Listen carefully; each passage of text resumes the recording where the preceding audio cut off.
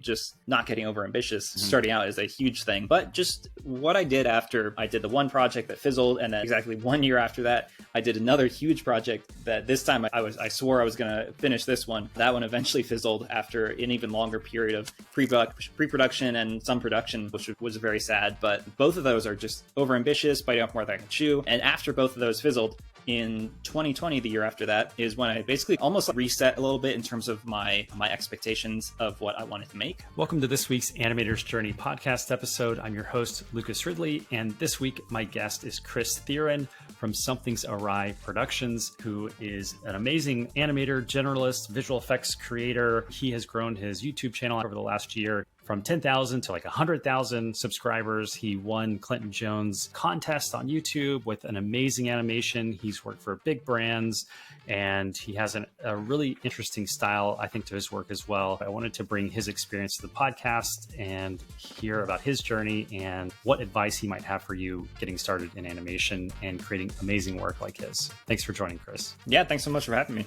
If you're interested in starting your own animator's journey, check out animatorsjourney.com, where I've created a focused and simplified accelerated approach to becoming a 3D animator. Was that intro pretty accurate? Would you say you wear a lot of hats, like you have a lot of titles? Yeah, that was pretty much spot on. I count myself as pretty much a generalist. I do every bit of the 3D process, along with doing all the sound design, editing, cinematography, all that stuff. The only things I don't handle on my end are doing things like writing, coming up with stories, doing music, and then all the producing stuff, organizing things. And when we have these bigger productions, it's always a larger team we have to coordinate. But especially for my more personal projects and my YouTube channel, all that stuff, that's pretty much just me. And yeah, it's a lot of work, but it's a lot of fun. And I've been doing it for a good number of years at this point. So it's something I'm used to. I feel like you're living the dream from like a creator standpoint, where you get to do brand things, you're doing your own thing, you're building social media following. And would you describe it that way? And has this been the goal from the beginning, or where have you started to reflecting back on where you began? Like, has this always been the goal to be able to do this type of work? Yeah, pretty much. I mean, I started out way back when doing stop motion animation for commercials and for my YouTube channel. That was like 8 years ago or 10 years ago at this point. And then slowly over time, I transitioned into doing 3D animation, and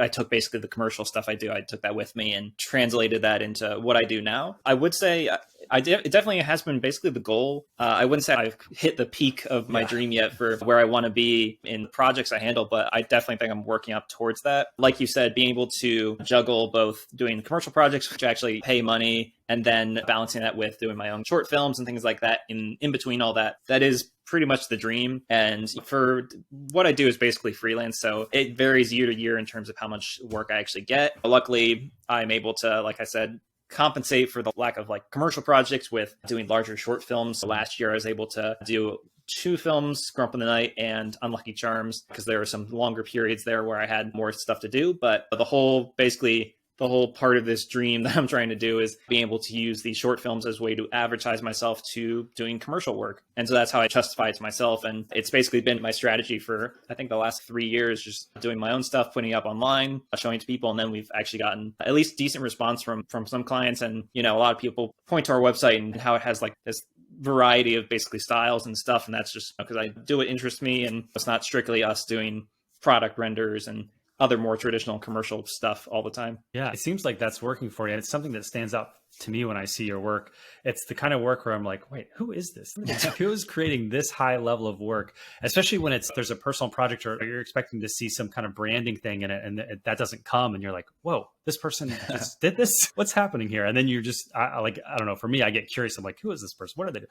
And we have some overlap in our past of doing some commercial stuff. So I was already aware of you, but it's been fun to see that evolution of, even if someone goes on your YouTube channel, you can see in the last couple of years, it's just been like this huge acceleration, at least from just looking at the thumbnails. I'm like, oh, whoa. Yeah. It sounds like that's been pretty deliberate. Or was there a shift from that stop motion beginning to now where you were like, I'm going to get after this thing, and you had to like say no to other things? You had to put stop motion aside, or like how deliberate was it? Or was it just like a passion thing that just built over each project? But yeah, so the transition that I was talking about with like from stop motion to 3D animation, that was really like a gradual transition until it wasn't, where I think around like 2016, 2017, I really started to learn more about 3D. And I was still doing mostly stop motion stuff at that time. So I would work it in little parts here and there in my stop motion stuff. So I might have some CG elements or do a background that might be a bit more fully CG, things like that. And then I think about around like 2018, that was when stop motion work, especially like in the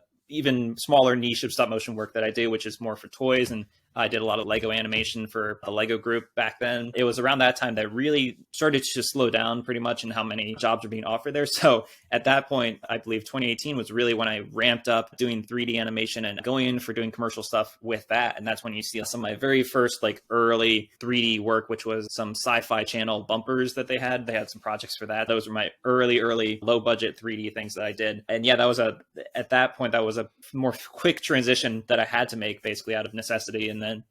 And it was a slower buildup in terms of actually getting bigger 3D jobs at that point, because I had to jump into it and start a bit more from scratch because I didn't have as much 3D work to show clients. And that was a period of definitely more short film stuff, or me at least attempting to do short films, learning on my own how to do this because I'm pretty much all self-taught when it comes to 3D animation. Yeah, that's amazing. Especially with 3D animation. It's such a I had to go back to school. I couldn't teach myself this stuff. So I really am impressed anytime someone can self-teach this level of, there's so many little gotcha moments in 3D animation, especially being a journalist. It's like, oh, you didn't click this one little checkbox, then nothing's going to work now. It's like, that's very technical. How would you know that? So yeah, I can appreciate, especially that quick of an acceleration on your own is really impressive. Can you tell me more about the process when you are going after a new personal project or short film? How do you scope out how much work it's going to be? Are there ideas you're just like, hey, I'm one person doing this and I need to rein in the scope? How many ideas do you have going at a time? And how do you nail down that one to say, okay, I'm going to spend the next 3 or 4 months of my life working on this thing? How do you come to that determination when there's so many ideas up in the air? Yeah, it really is. It's a tougher process when it is like basically a one-man band. For a lot of my projects, it does come down to that thing you said, which is I'm just one person and I have to really consider what specific ideas I want to go with that can actually be achieved by me in like a reasonable amount of time. Because I've been guilty of very early on trying to do these longer 6 to 9 minute like short films in 3D as like my very first projects, and they were definitely ambitious, and I spent 3 months in like my first one doing all the pre-production and the character modeling and things like that, and in the end it just fizzled out because of various crippling technical issues because I just didn't know really what I could and couldn't do, and it was just like it was a very ambitious thing and a lot of work, so that project basically fizzled and died. And so for last year, one of my more recent shorts for Grump in the Night, that one was, I'd say, equally ambitious in terms of the character animation and the appeal that I had to get across just on my own, being the one lone animator and editor, lighter, things like that. So that short was an idea that's been around for a while, but I came back to it because I realized, hey, this is like a perfect thing for one guy to do. It had minimal characters, one environment, and it was very a slapstick back and forth thing that I could see myself being able to achieve with a sort of flow I do. And I had hoped at least that it wouldn't take an extreme amount of time. And ultimately it was about like 4 months, which as 3D animation goes is not the craziest, but yeah, for sure. Even so from the one that kind of fizzled, what did you learn from that you brought into the next one to say, okay, I think I can achieve it from that kind of fizzle to actually getting one across the finish line? What changed that you were like, I'm going to look out for this and this, or was it just still learning along the way? I'm sure a little bit, but was there? Yeah, that short film, like that was immensely helpful in that it was basically 2 months of me figuring out the whole process of 3D on my own, because I basically do a motion capture process where I do all the motion capture animation with a suit that I have. And then I had to basically figure out from scratch, because there's not really much documentation about doing motion capture in my 3D program, Cinema 4D, at least back then in 2018. So it was a trial and error thing of me for days on end, like figuring out how to get this stuff to work with this and this process to work with that. And I spent a lot of nights fine tuning that workflow and figuring out on my own. And then when that project like completely died by December of 2018, I pivoted really quickly into making a much shorter ginger beady animation that was like a minute and minimal. It was just a lot easier to achieve. And I applied all that stuff I learned from doing the pre-production on this short film to that, but at a much smaller scale. And yes, yeah. And to that point, I was curious, a question I was going to ask later was about retargeting specifically. This is going to get technical for people for a second, but basically when you have motion capture, that's on a motion capture skeleton, you have to find some way to put that on to your character. Is that one of those technicalities that you had difficulty with in Cinema? I haven't used Cinema 4D in that way. And just retargeting in general is usually there's some struggle because proportions are different or scale of things. And can you speak a little bit to that of like how you overcame that? And was it just that trial and error you're describing? Yeah, it definitely was a healthy amount of trial and error. Cinema 4D has gotten a bit better with that. Recently, they've introduced like more features that relate to retargeting, but even these days, I stick with the older method that I have because it's one I'm used to and has a bit more features that help me. But yeah, it was an extreme amount of trial and error. I sent out like a lot of support tickets to like Cinema 4D people to try and help figure that out, but I don't think anyone really got back to me about that. And that it was a whole thing of proportion of Cinema 4D. It's a very bare bone though that, like I said, it's gotten better, but are you doing like direct constraints, like just saying, keep the offset where it is between a joint and the motion capture suit and just making your own constraints for every joint in the skeleton, or how? No, that's how I thought it used to have to work, even way earlier when I first mess around with motion capture. But no, the Cinema 4D, they do have a system that basically automatically does that, which basically it'll just tie the rotations and positions of joints to corresponding ones in the character. But you have to, there was just some stupid things I had to realize along the way about how to optimize the data, how I had to delete a bunch of position animation on the joints because it doesn't just animate the rotation, it animates the position of the joints for some reason, at least the way I was doing it back then. And if you put that on a character that is differently proportioned, then all the limbs basically stretch in this crazy Frankenstein monster. And I had to figure out what was wrong with that. And then I had to figure out about scaling the character to the right height so that the legs were the same length as my legs in real life. And it was a whole like convoluted mess that I've since thankfully ironed out, and I can do like a whole short film in a much quicker amount of time just because I suffered through that back then, and it's all worked out now. And like I said, Cinema 4D, they've come up with a better system for doing motion capture that makes a lot more sense, but even now I would still like it to be a bit more robust than it is. To this point of, say, encountering an issue or going down a road and having to fix stuff, I'm curious about like day to day, because we're speaking broadly about years of journeys, but what's the day to day look like when you're trying to approach such a huge topic like 3D animation? Are you trying to learn, all right, for the next month, I'm going to learn motion capture. And then a month after that, I'm going to learn Substance Painter. And then, or are you dipping in and out of things as you're learning them every day and say, here's an hour doing this, here's an hour doing that? How do you manage your time with how much you're juggling to learn all that stuff? And now I've pretty much mastered, I would say. Yeah. These days, it's not a lot of learning anymore. Yeah. Luckily for that, yeah, it's very smooth. For back then, learning things like Substance Painter and motion capture, things like that. It really was. It wasn't. I'm not as good at doing multitasking things every day. So I basically did it in the order. And I basically learned in the order of how pre-production might normally go. First was basically learning how to do better character modeling and things like Maya, and eventually ZBrush is what I went with a few years later. And then after I figure out how to do that, I'd move on to learning Substance Painter to texture the characters. And all these basically took, I think I probably took like a few days for each of them to figure that out. And then after I get the character done, I'll have to learn how to do all the rigging in Maya, or actually the weight painting in Maya. And then after that, it's doing the whole motion capture journey of figuring that out.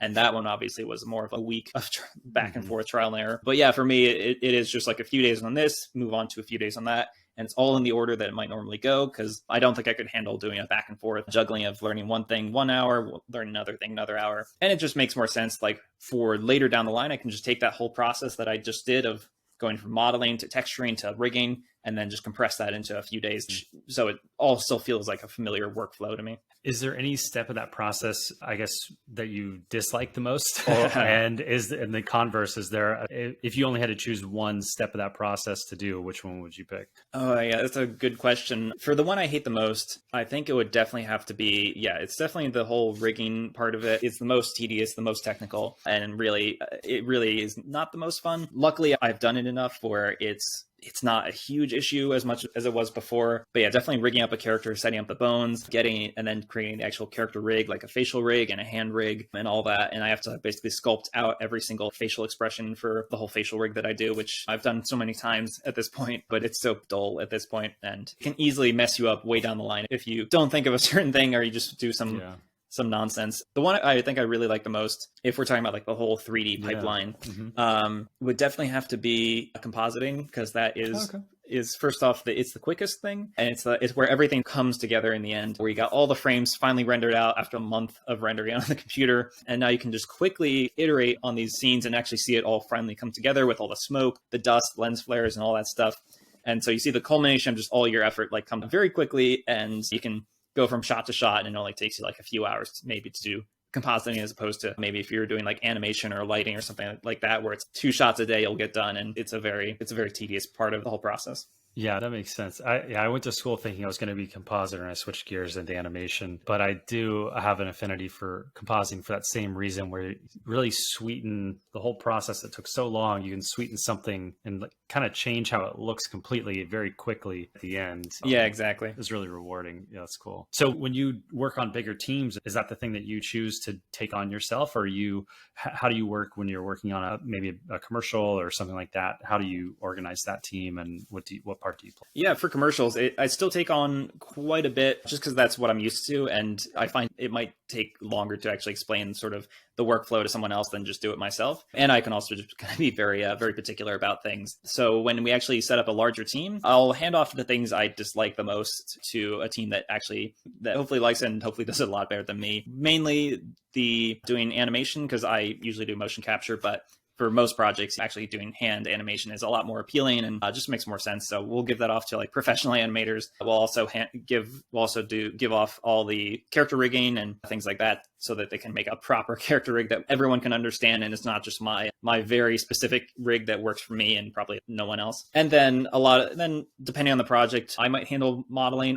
Or if it's like a lot of stuff and a lot of characters, we'll give that off to yet another team, and then they can all work together on basically that chunk of the process. And then I'll handle collecting it back all into Cinema 4D, doing all the shaders, the texturing, lighting, compositing, editing, sound effects, all that stuff. And then obviously just directing the whole thing. And that's basically my part of that. That's awesome. Yeah, it sounds like having that background of doing all those personal projects, it gives you that kind of insight to be able to manage so many different things and pick and choose where you're going to do best for the project. I'm sure the schedule that you have and the budget and all that are all the considerations you have to make when you take that on and delegate. A technical question, because we were talking about the render side of stuff. I think I've heard you mention you use Redshift. Is that still the case? Yep, that's correct. Yeah. And for people who aren't aware, Redshift is a renderer you can buy, and I think they work for pretty much every software now. It's a GPU renderer, so quite a lot of them. Yeah.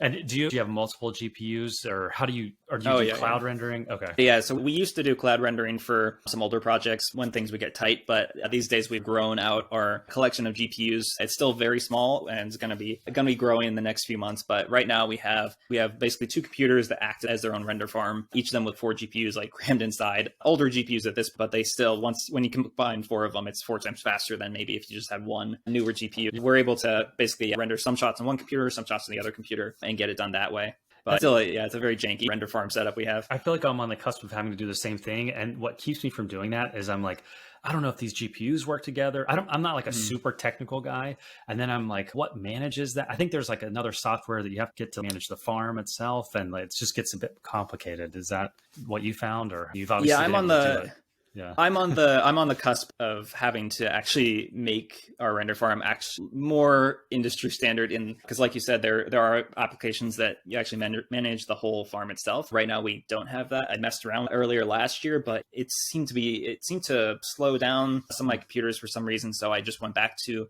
what I currently do, which is a very manual process of me going to one computer, assigning a bunch of shots, then me going to another computer, assigning that a bunch of shots, and letting them render independently. So in case one crashes, it doesn't mess up the whole thing. And then I'll basically just throughout the next few days or weeks or whatever, I'll just check in on them, see how one's doing on their shots, one's on the other. I'll like move around shots if one's going faster and move some others around. And it's a very manual, me looking over every single shot and making sure things haven't crashed and everything's rendering as it should. But normally, if this were a larger production, I would definitely be using one of those softwares that can look at all the computers and give it all the frames and it would all work together more smoothly than it might otherwise.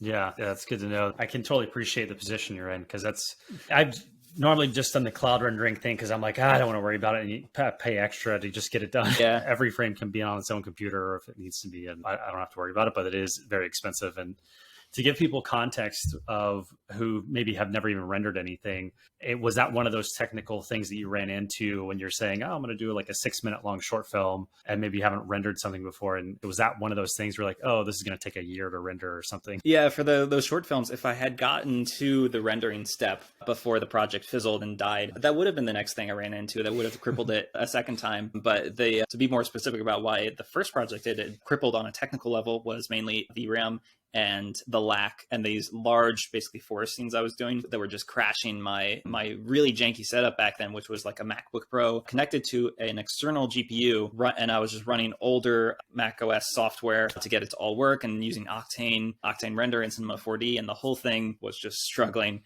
And eventually it just became impossible to even render a frame. It would just crash. And since then I moved to Redshift, which is a lot more stable and can handle larger scenes without completely freaking out and crashing. Yeah. Do you ever use Redshift? Do you ever use proxies and stuff? I don't know if it depends on the scale of the scene. Speaking of RAM, I've not used like the Redshift like proxy things. Yeah. I used a bunch of like instances and things like that, but that's more a Cinema 4D feature, and they're very good with their multi-scatter and render instances and things like that. But that's cool. Yeah, I'm not great at optimizing a 3D scene, so mine are pretty heavy half the time. Yeah, to give people like a sense of the scale, because like earlier you mentioned like a month in regards to after all that's done and you get into compositing and you work with that month-long render time. For people listening, like that's not like he's not exaggerating. Like it can take a month to, if I've done math on I was like, if I render this on my machine, it will take 4 months to render this 24 hours a day and no frames fail. And that's why you have to turn to other methods like cloud rendering or setting up your own render farm. And for someone who's just interested in animation though, that's typically what we don't have to worry about as animators. And we try to work in as light of scenes as possible. So if you have a forest or something, you would have only a tree that they're interacting with, or just little primitives, so that you can keep the scene super light. So I just don't want to scare away any people who are like, I want to animate and I have to deal with all this other stuff. That's not really an animator's thing. I know a lot of people get into animation because they want to do what you're doing and make these amazing short films. And then they're hit with this reality of, oh, there's all these kind of steps along the way that they're not aware of. So just wanted to differentiate between if you just want to become an animator in a studio versus if you want to make your own short film. Those are two different considerations that you need to think about in terms of like your home setup or what all the things you need to learn and the time it takes to do all of that and the different kind of focuses you have to have. But I think that's why it makes your story so unique, because I feel like not many people are, for good reason, are successful becoming a journalist because it's so difficult to get good in so many different areas to pull like something like that off that you do, like the Grump in the Night thing, a short film. You said it went to festivals, or you've put it in a couple of festivals. Is that right? Yep. That one, story-wise, I think it was great. And it's one of those short films that, for the reasons that you chose to do it, that you described, that it's in one location and it's something you can manage. Well, the story was such that, and the way it was done are things that aren't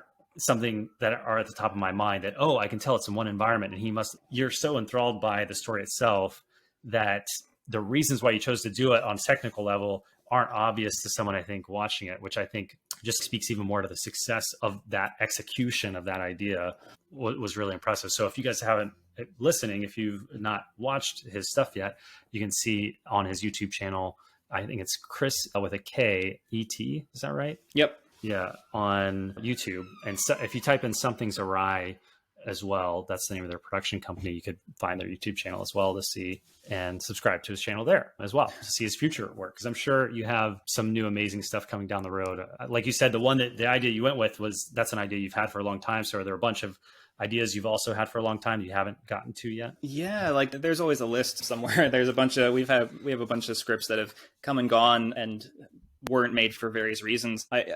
There aren't as many fully formed stories as you might think that I would consider. I have my brothers are both the writers, and they write a bunch of their own scripts, short stories, things like that. And some of them are my style, with the more achievable aspects of them and the stories that sort of appeal to me. But then a lot more of them are what what appeals to them. And I've learned over the years that they like a lot of sci-fi and a lot of larger concepts, basically. And I'm definitely lean more towards like the Pixar types of things, especially like Grump of the Night is peak the kind of stuff that I like to do. So there's always ideas though floating around of what I'd like to do next with sort of techniques and visuals that I like to do. Because with all my things, I try to at least make my short films or like the various like scenes or characters I make, I like try to do something I haven't done before. Grump in the Night was distinct in that it was definitely very Pixar-y and very much a family comedy drama thing, or that was very different from what I did right before that, which I think it was a very short animation with a wizard character and a bunch of skeletons and fighting those. And then before that, I think it was an astronaut in space or something. No, before that was Cyber Kicks, which was like a cyberpunk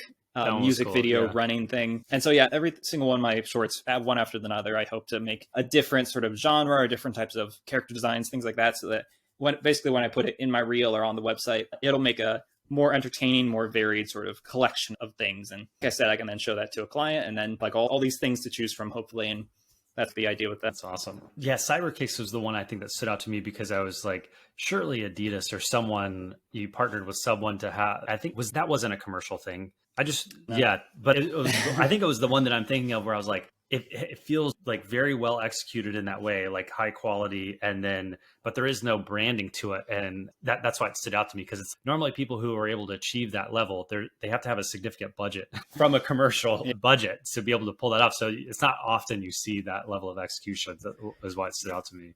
Yeah. And for a lot of those spots, like most of them, at least a lot of my short animations are made in a way where they're made almost as spec commercials, where you can almost imagine a client including their logo in there and that actually being like some sort of like promotional short film, which is like the peak of what I would love to do with the client. Like for the Wizard Skeleton Battles, that was to tailor to more of the mobile games market, or just games in general, because it had a very gamey design. The characters were definitely a bit more kid friendly, and the whole setting was more magical and things like that. And that's why that one was made in the first place. And then like another one, an astronaut going through like a colorful lava space cavern. That was another thing that was vaguely trying to be a commercial for something at some point, but that one pivoted halfway through production. But yeah, and then obviously Cyberkicks was never intended to be like a kind of a shoe commercial, but it did end up focusing on that shoe quite a bit. It definitely has that vibe. But yeah, just being able to, but yeah, for all those things, we've had various potential clients at least come to us citing those videos and being like, we loved what you did with this, here's another project. And whether or not those worked out is another matter, but that was the whole idea. That was the whole idea behind that. And at least for some of them, it definitely worked out in getting attention. Yeah. I think that's a really smart way to go, especially for if you had your druthers. I don't know if that's a phrase, right? Is druthers a thing? It's like when I say druthers, I mean, it sounds like Smuckers or something. It feels like it should be a jam or something. If you had your way, would you go down the route of the short films and just make as many short films as you could, or work towards a feature? Or kind of we started this talking about it, to me, from an outsider's perspective and talking to a lot of students, you're kind of their goal. Like you get to do all these different things. What's the next 5 or 10 years for you, or where you'd like to take it if you had your druthers? Sorry for the weird phraseology. What does druthers mean exactly? I don't know. I need to Google it. It's curious. If you have your druthers definition, free choice. If you had your free choice. Okay. Yeah. That is a good question, because I'd say there is like a huge appeal to me in getting fun commercial projects to work on that are 30 seconds and pay a good bit of money and have just these fun, whimsical ideas. Like those I love doing, but those are more far and few between. A lot of potential commercial projects you get to pitch on are not the most exciting things. So to pitch a project as well. Oh yeah. Pitching projects is the worst part of what I have to do sometimes. But yeah, if I had like my choice of just what I want to do, it would be focusing on doing more of the short film stuff that I do now. Not even necessarily, at least for the short to near term, not even trying to work up to something longer form, because for 3D especially, it becomes quite a technical animation challenge to actually do like a 20-minute short film or like a feature or something like that. For at least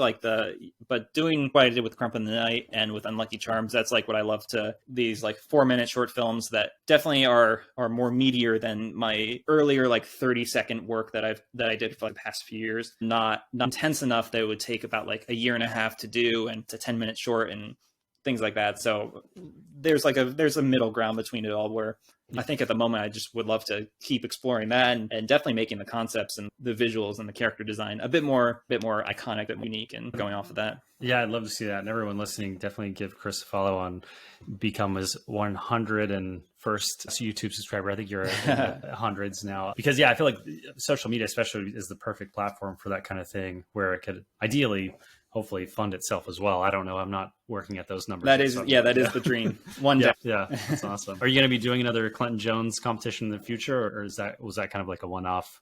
I'm sure you got your hands full doing other stuff, but yeah, it's a combination of hands being full, but also I wouldn't want to try and compete again after winning the last one or the one this time last year, basically. Yeah, just because yeah. I would love to. Yeah, I love the whole competition. It's like such an awesome little contest, and I would love to do it. But yeah, once you get first place, that's as high as you go, and I would love to just see other people see what they have to do. I wouldn't want to try and just wriggle my way back in there and try and get like another prize. I don't think that would make sense. I do love those competitions. Yeah. Have you thought about taking that character, that situation further into a short film? Is that on your radar, or was that kind of like a one-off animation? That was probably more of a one-off thing, more just because I think there's just a lot of ideas. So I think I did what I wanted to do with that sort of setup, and I definitely don't like to stick in like one. I don't like to stick in one sort of realm or genre or character for too long, just because it gets boring for me. And I think that scene, I would have liked to have made a bit more with that character, because I did fully flesh it out for animation. I think I'd like to do more different things awesome. Now. Yeah. And that's why I love social media so much, because it gives creators the freedom to do whatever they want to be doing. And that's what I want to be watching anyway. So it's a self-cycle thing. So I love the fact that you went from 10 to 100,000 in such a short amount of time on YouTube. I'm like, yeah, keep that going. I want you to be enabled to do whatever you want to do creator wise. Yeah, that would be awesome. Still not quite there yet, but I'm trying. Yeah. So what advice would you give? Is there anything you would do different looking back, or what advice would you give for someone who's wanting to have a similar path to yours, who's just starting out? Yeah, we touched on that a bit especially regarding my earliest short films that fizzled and died because of just biting off more than I can chew.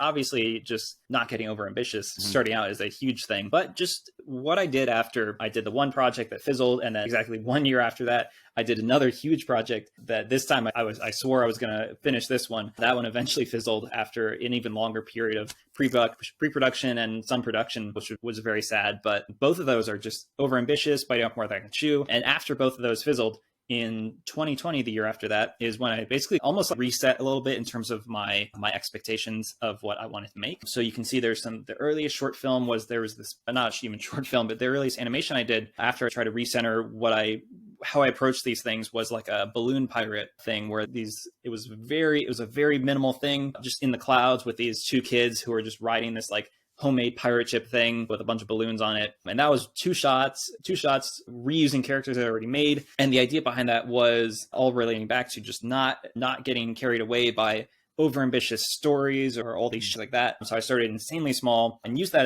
as an excuse to learn one new thing, which in this case was how to basically just render better using the ASUS color standard stuff back in 2020 when that was not even really how to do that. Yeah, even back then though, it was a more janky setup that you had to do with Redshift to get that to work. But that was done to learn that. And then the short film the short animation I did after that, I ramped it up to two or three shots, but this time it was like a fight scene with like this orbiting camera, and that was a serial ninja that I did.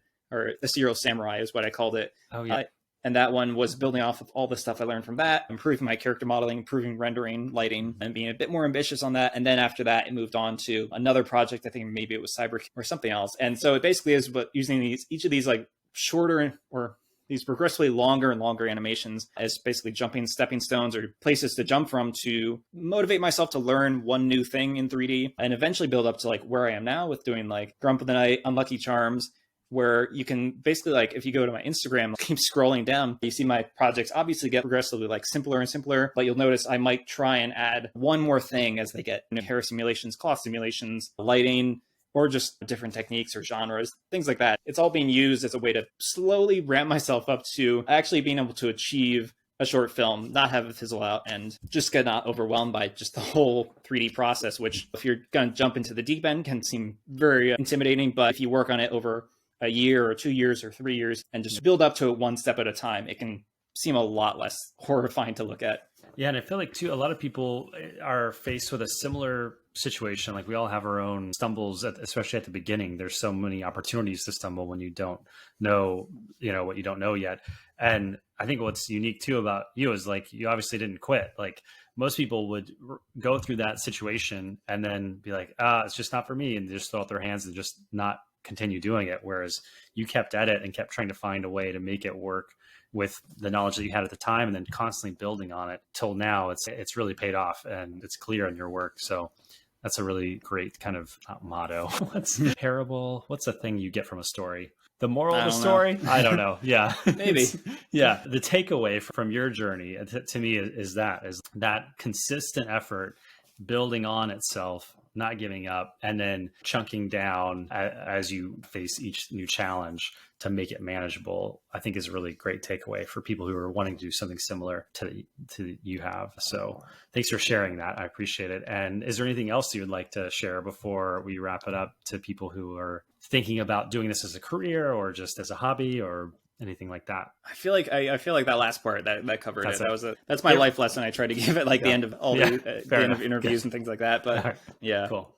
Just start small. Yeah, that's awesome. Thanks, Chris. We'll end it there, and I appreciate your time. And where can people check you out? YouTube, Chris E.T., spell Chris with a K. Something's Awry Productions is if they want to hire you. Anyone listening who are commercial work. You're on Instagram as well. Is that under your name or Something is Awry? That's under my name, just Chris Theron. We'll have all these links in the show notes for wherever you're listening to the podcast. Thanks, Chris. Thanks so much for having me. All right. Talk to you soon.